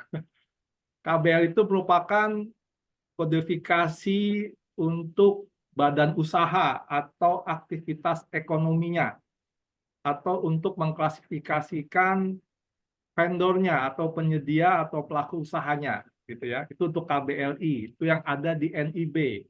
Oleh sebab itu kenapa di NIB adanya KBLI bukan KBKI. Sedangkan KBKI itu adalah outputnya atau produknya dari yang dihasilkan dari kegiatan atau aktivitas ekonomi tersebut atau barangnya gitu ya, atau komoditasnya tadi bahasanya Pak Al. Jadi Bapak Ibu ketika proses pengadaan tentukan dulu KBKI-nya, baru dilingkan dengan KBLI-nya sesuai NIB gitu ya.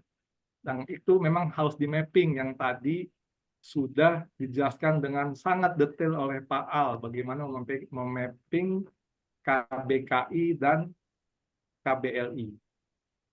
Lalu selanjutnya yang kedua, penggunaan kodifikasi itu sudah Pak akan sih Pak diimplementasikan di SPSE, di sirup ya, di kontrak, di e-katalog, bahkan sampai di aset ya, BMN dan BMD gitu ya. Termasuk juga untuk di sikap untuk KBLI-nya. Ini rencananya 2024 akan mulai diimplement atau baru mulai Pak Al untuk ekosistem yang tadi itu?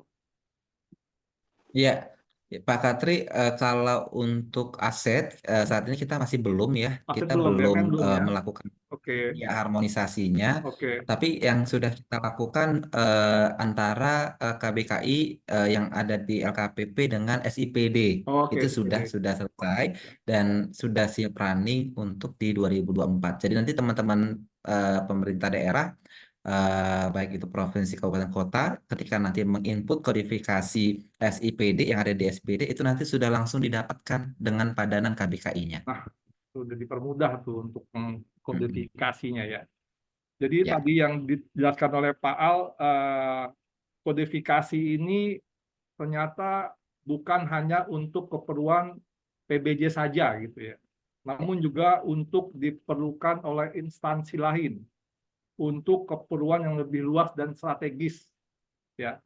Contoh, misalnya setelah pengadaan nanti ya saya kurang tahu juga siapa melakukan spend analisis, apa hanya LKPP atau yang mana, misalnya ternyata banyak laptop ini impor gitu ya.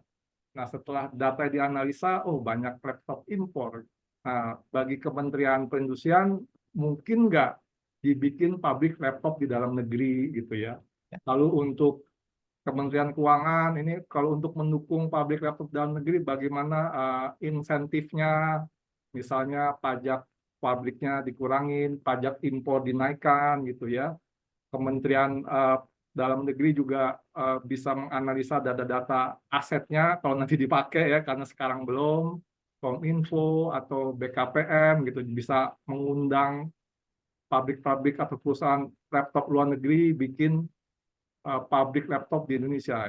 Kenapa hal itu bisa kita lakukan? Karena memang datanya sudah lengkap, sudah aktual bahwa kita kebanyakan impor laptop misalnya gitu ya. Itu yang ketiga. Lalu yang keempat, seperti yang tadi dibilang oleh Pak Al gitu, ini banyak ngomongin angka nih, kode nih. Ternyata bicara kodifikasi bukan hanya bicara angka atau kode saja gitu ya. Namun juga seperti slide yang pertama tadi dari Pak Al, bahwa ini juga untuk membantu keputusan strategis pemerintah ya. Jadi ada tiga area tuh ya. Bagaimana meningkatkan produksi dalam negeri itu berdasarkan KBKI yang dianalisa oleh pihak yang menganalisa. Lalu ketika misalnya tadi laptop banyak impor, oke kita akan bikin pabrik laptop di Indonesia. Bagaimana dengan UMKM-nya? UMKM-nya bisa nggak nih terlibat di produksi laptop tersebut gitu ya. Nah, kalau bicara UMKM kan bicaranya KBLI itu ya. Kalau bicara laptopnya KBKI. Dan terakhir itu menarik lagi, saya dari tadi nyari nih Pak Al. Ini realisasinya apa ya dengan hubungannya apa dengan percepatan realisasi APBN, APBD. Dan saya baru dapat nih. Ketika misalnya tadi laptop tadinya banyak impor, kalau impor kan waktunya lama ya, 2 bulan, 3 bulan. Namun kalau sudah diproduksi dalam negeri, harusnya delivery time-nya itu lebih cepat.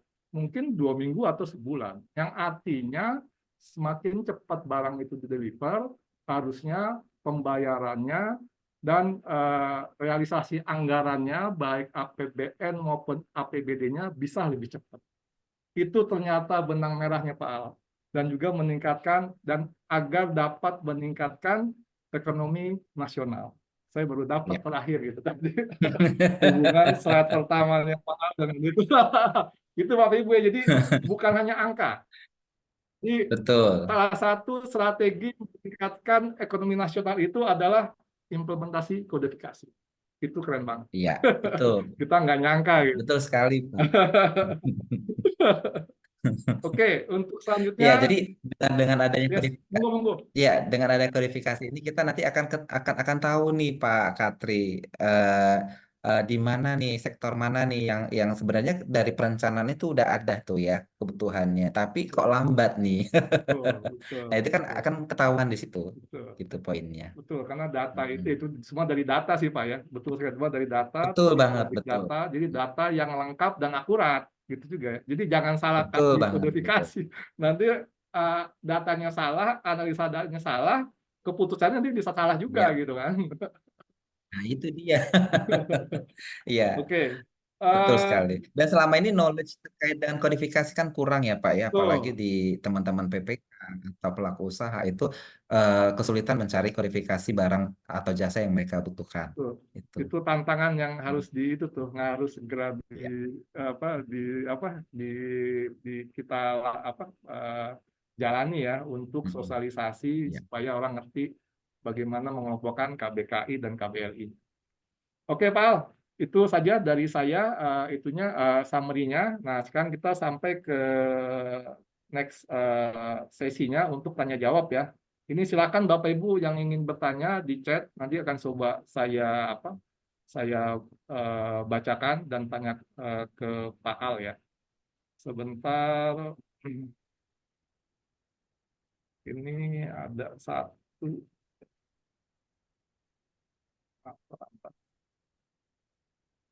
Oke, dari ini yang saya baca sih, oke, dari atas ya, saya coba dari atas.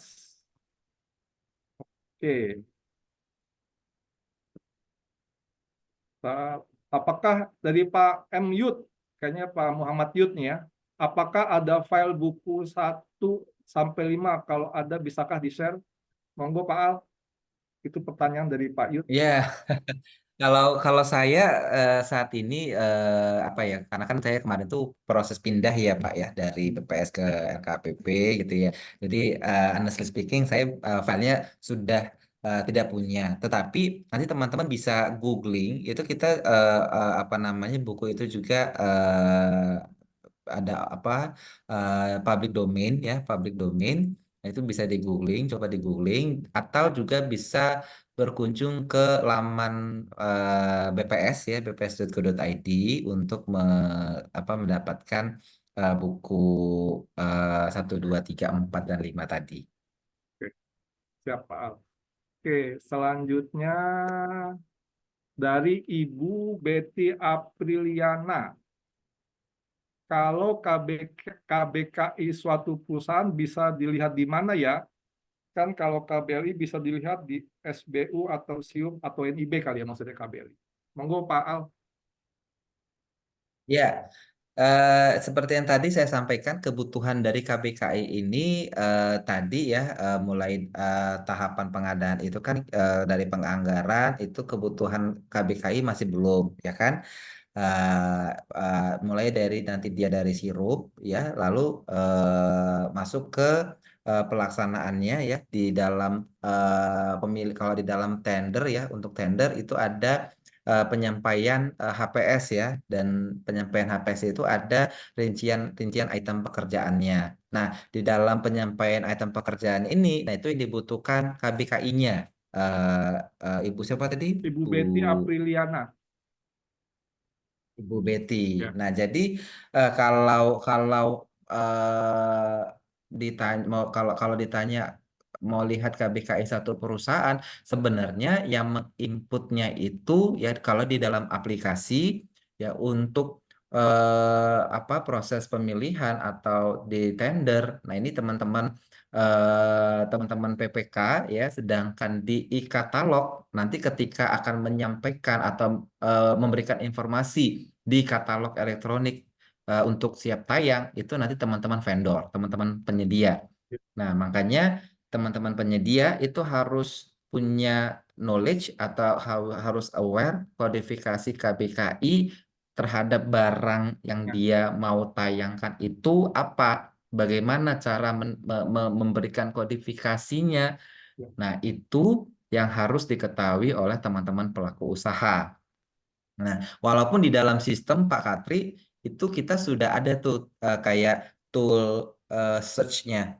Ya. Tinggal kita memberikan keywordnya apa, tapi lagi-lagi kalau dia barangnya yang kita tuju itu kodifikasinya ada banyak, nah ini kan kita jadi harus milih nih, mana nih kodifikasi yang tepat. Nah, langkah-langkah yang tadi yang sudah saya jelaskan itulah yang dapat dilakukan. Jadi dilihat karakteristik barang jasa yang ada, gitu ya, disesuaikan dengan pilihan-pilihan tadi ya, mulai tadi apakah dia masuk di seksi berapa, lalu divisi apa, lalu kelompok apa, sampai seterusnya di digit 10 kalau dia itu mintanya detail.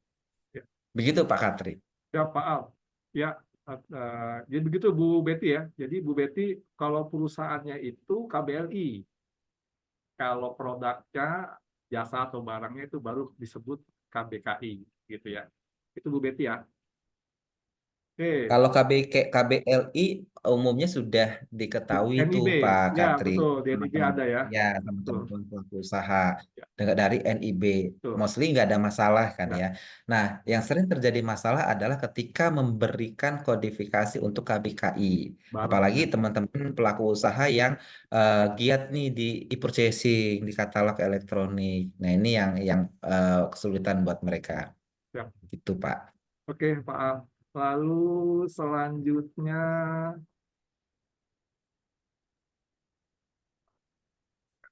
salah satu saya mendapat kenapa saya tidak. Oke. Oke. Oke. Dari KLM. Wah, kayak perusahaan ini nih, penerbangan. Penerbangan. Apakah ada risiko langsung dalam tahap pengadaannya jika terjadi kesalahan menentukan kode KBLI dengan catatan KBKI-nya benar? Oh, ini salah mapping nih Pak Al. Bagaimana nih? Ya. Barangnya misalnya laptop yang diundang supplier alat listrik. Nah, Mm-mm. misalnya kayak gitu. Gimana Pak Al? Ya, ya kalau dampak langsung ya bisa saja nanti ketika dalam di e-purchasing itu gitu ya si KPPK-nya itu melakukan mini kompetisi misalkan seperti itu ya Pak ya. Nah mini kompetisi itu kan ada eh, eh, pilihan-pilihan dari beberapa vendor ya katakanlah yang mampu memenuhi spesifikasi teknis si PPK itu apa namanya dengan spesifikasi A, B, C, D. Nah, Ya. termasuk di dalamnya KBKI-nya. Ya. Bisa saja nanti si PPK itu menyebutkan KBKI-nya yang memiliki KBKI 5 digitnya 1, 2, 3, 4, 5 misalkan begitu. Ternyata yang seharusnya si vendor ini bisa terundang, ya, ternyata karena dia salah mengisi kualifikasinya dia nggak terundang. Ya. Itu dampak langsungnya, Pak. Ya. Gitu. Nah, makanya ya sekali lagi knowledge dari pemberian kodifikasi ini harus benar-benar bisa dimiliki oleh teman-teman baik itu PPK maupun pelaku usaha. Bisa juga nanti si PPK-nya salah nih memberikan kodifikasi nih. Seharusnya maunya saya itu spesifikasi teknis untuk barang yang kodifikasi 1 2 3 4 untuk laptop. Ternyata dia menyebutin kodifikasinya bukan 1 2 3 4 tapi 1 2 5 6 misalkan begitu. Nah, itu kan bisa salah juga. Jadi Ya. baik itu PPK maupun pelaku usaha itu harus benar-benar aware dengan itu. Gitu, Oke. Pak. Ya. Kalau untuk secara langsungnya, Ya. multipliernya, nah itu tadi balik lagi di dalam tadi yang sudah saya sampaikan di paparan awal dari sisi monitoring, dari sisi perencanaan, dari Tadi sisi Pak datanya kebijakan juga kita, tepat. nah itu juga sangat berdampak. Oke, Gitu, itu Pak Pak. KLM ya. Jawaban dari Pak Al terkait pertanyaan Bapak risiko langsung. Langsung to the point ini Pak KLM. Risiko langsungnya apa? Oke, lanjut. Dari Aceh, Pak Adam Triwibowo. Bagaimana jika ada produk yang tayang di e-katalog KBKI-nya tidak sesuai? Ini kayaknya tadi sama dengan yang Pak KLM tadi ya, Pak Oke, Katri ya. ya tadi salah Dampaknya itu ya. seperti apa? Tadi Oke, sama itu ya. siap, siap. Nah, kalau tidak sesuai ini kembali lagi kalau teman-teman pelaku usaha dia memberikan kodifikasi yang salah atau sembarangan gitu ya. Nah, ujung-ujungnya ketika nanti di dalam proses pembelian gitu ya, PPK-nya kalau dia apa namanya aware atau mau menambahkan di persyaratannya dengan berdasarkan kodifikasi ya nanti si vendornya tidak akan terundang untuk di mini kompetisi. Tapi kalau di negosiasi rasanya nggak terlalu bermasalah ya, Ya. ketika karena kan dia si PPK-nya hanya mengambil satu vendor yang dia rasa dari sisi spesifikasinya itu sudah sesuai. Tapi lagi-lagi kalau si PPK-nya itu mulai spesifikasi berdasarkan KBKI, nah ini yang menjadi catatan buat pelaku usaha berarti dia tidak bisa masuk dari bagian apa namanya si alternatif bagi si PPK untuk dilakukan negosiasi kayak gitu. Oke, Pak Al, makasih. Ya, ini dari Pak Sahrudin ingin bertanya, monggo Pak Sahrudin. Pak Sahrudin, ini Pak Sahrudin bisa nanya nggak, Asia?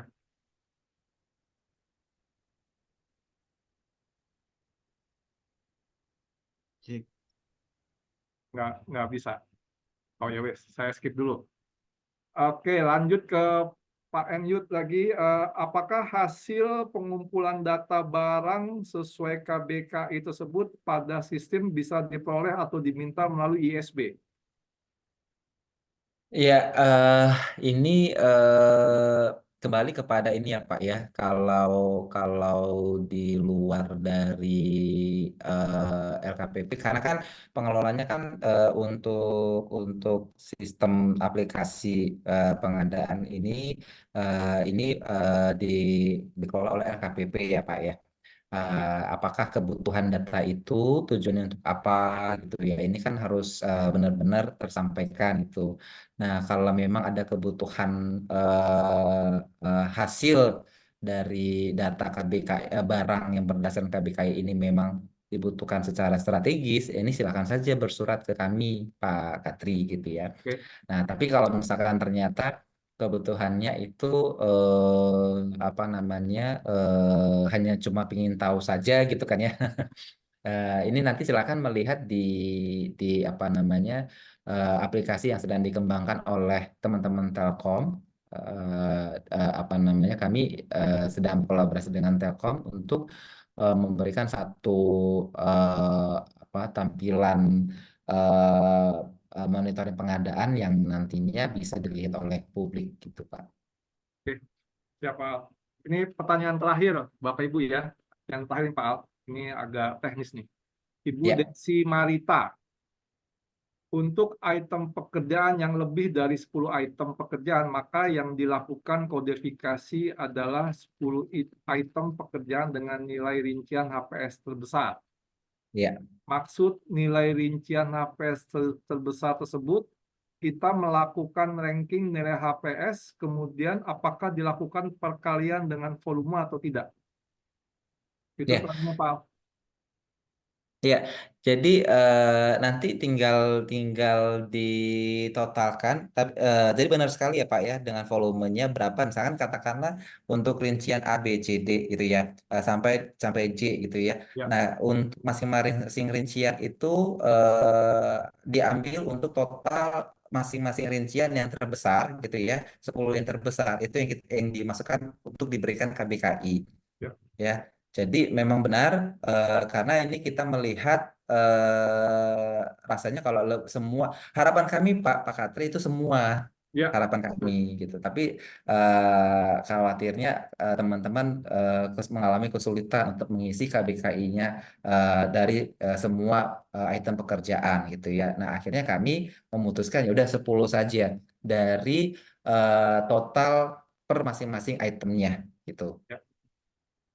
Oke, terima kasih Pak Al atas penjelasannya dan jawabannya. Jadi demikian Bapak Ibu hasil acara kita dalam pemaparan dari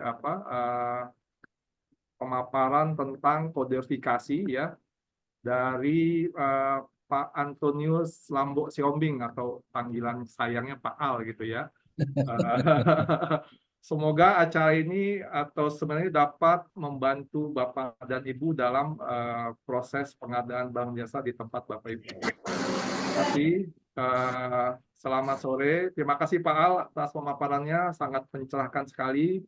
Semoga ilmu yang Bapak sampaikan dapat berguna bukan hanya bagi pelaku PBJ, namun juga bagi bangsa Indonesia secara keseluruhan. Terima kasih. Ya. Selamat sore. Siapkan. Wassalamualaikum warahmatullahi wabarakatuh. Waktu Waalaikumsalam. monitor saya kembalikan ke Mbak Hasya. Baik, terima kasih kepada Bapak Al Sihombing atas materi luar biasa pada sore hari ini. Semoga apa yang disampaikan bermanfaat untuk kita semua. Dan juga terima kasih kepada Bapak Katri Iskandar yang telah memandu acara Kopada pada sore hari ini. Dan selanjutnya acara akan ditutup oleh Bapak Dewa Maya dari bidang program seminar dan pameran DPP IAPI. Kepada yang terhormat Bapak Dewa Maya, dipersilahkan. Terima kasih Mbak Asia, terima kasih Pak Katri sudah memfasilitasi sebagai moderator. Tentunya terima kasih juga kepada Pak Al Siombing yang memberikan penjelasan dengan damai dan tabah sekali ya. Artinya benar-benar runut dan ya gampang kita cerna gitu. Saya mengikuti tadi dari awal sampai akhir. Tentu banyak memberi manfaat buat teman-teman seluruh tanah air bahwa pengetahuan tentang KBKI terkait komoditas dan yang tentu sangat terkait dengan KBLI ya, menyangkut lapangan usaha dari para penyedia itu hari ini sudah dijelaskan dengan baik bahwa dua hal ini adalah sangat saling berhubungan. Yang sementara waktu selama ini mungkin sering membuat orang bingung dan cenderung atau relatif orang hanya melihatnya dari sisi KBLI-nya saja selama ini. Setuju Pak Katria? Hari ini tercerahkan kita bahwa KBLI itu sangat berurusan dengan KBKI sebagai produk KBKI. atau output yang dihasilkan oleh KBLI tersebut. Gitu. Dan sudah banyak yang saya ulas simpulkan lagi karena sudah disimpulkan tadi secara langsung oleh Pak Katri, terus pemberian penjelasan yang benar-benar tenang dari awal sampai akhir, itu benar-benar memudahkan kita memahami materi dari Pak Al ya. Terima kasih lagi sekali. Salam hormat buat semua, buat seluruh pelaku pengadaan, buat peserta. Semoga materi hari ini bermanfaat kita semua. Mohon diikuti, ya, mohon dihadiri acara-acara kompas-kompas pengadaan kita selanjutnya dengan materi dan pemateri yang tentunya yang qualified di bidangnya dan pasti sangat penting untuk menambah wawasan kita di dunia pengadaan. Saya tutup acara hari ini dengan Assalamualaikum warahmatullahi wabarakatuh.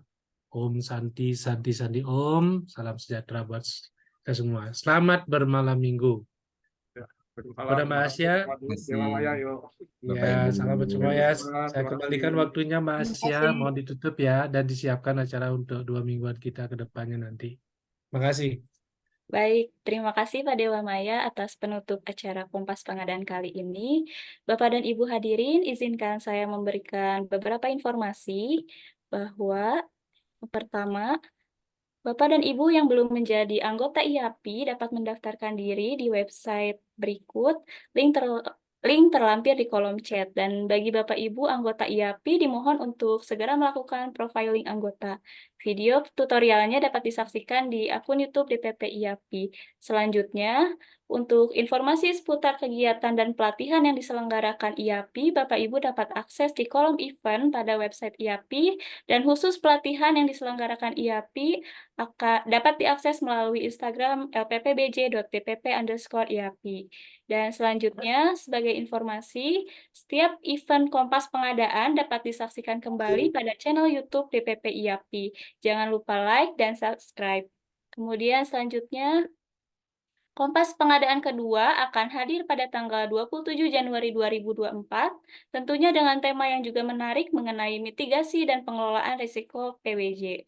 Dan sekian informasi yang dapat kami sampaikan, tidak terasa kita telah berada di akhir acara.